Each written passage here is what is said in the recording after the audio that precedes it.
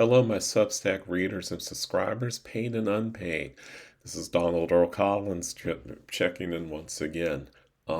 This time, I just really want to tell you a little bit more background as to why I started writing about this right now about some black men, white male supremacy, the relationship between black hypermasculinity, and this sense of bravado and manhood, and how that relates to white male supremacy, patriarchy, etc. Right?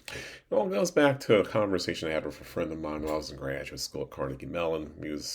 He finished his master's degree at Pitt. This is about 29 years ago, 1995 or so.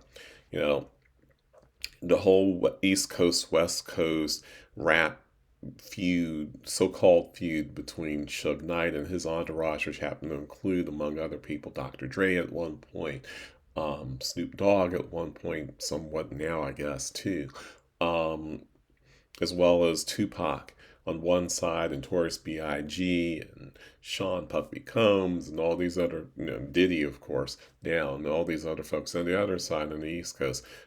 A false beef based on false bravado and stuff.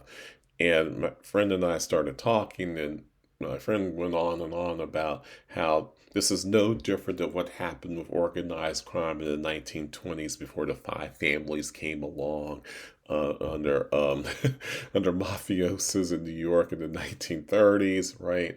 That sort of thing. That it can't be. It's no different than that. And once this beef settles, there'll be a whole new class of black millionaires, maybe even possibly billionaires, that comes out of this on the other side, because hip hop's blown up that much, and particularly rap has blown up so much by the mid 1990s that's what the end result's going to be.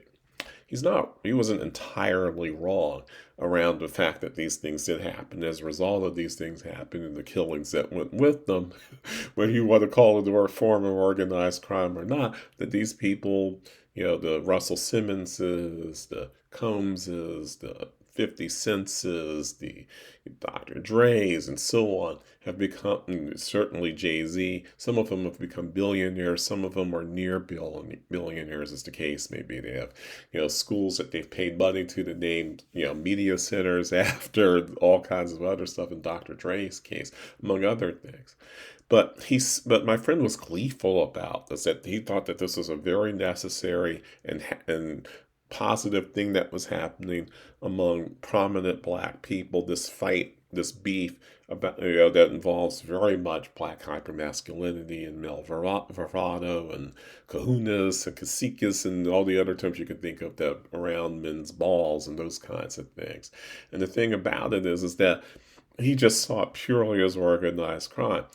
Even at 25, I recognize that this would have much more of a spillover than simple organized crime or simple murder. That these people were, in fact, promoting ideals that were not very, very, um, you know, anti-racist, progressive, that would lead to more change. It's more of a maintenance of a status quo in which which unbridled capitalism meets violence, in which black men can rise and become prominent through, who otherwise wouldn't be able to do so, because other avenues are closed due to racism, the duality that I've been talking about in this piece.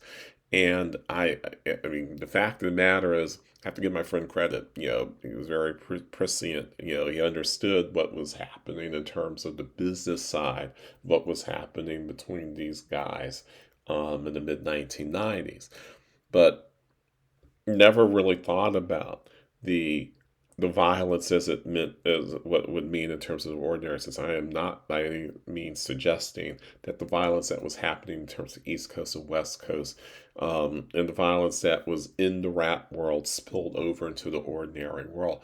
It's really a reflection of the fact that that we live in a very violent society. That capitalism itself is violent. That racial capitalism, if you want to tease out the racism that is embedded in capitalism, right, which is all racial capitalism is really doing, by the way. Um, it reflects that reality. So they're not doing anything more than what's already happening in black communities across the country, in American communities across the country, right? That's all it's really reflecting. That's what's happened over the last 30 years. And with all these arrests and Me Too and everything else, the rampant misogyny, the rampant abuse and rape and sexual assault and harassment of black women in particular by folks like this, that sort of kind of justifies what ordinary folks, ordinary black men are doing as far as women are concerned, as far as their kids are concerned, as far as black men to black men are concerned. And that's a reflection of white male patriarchy and supremacy too.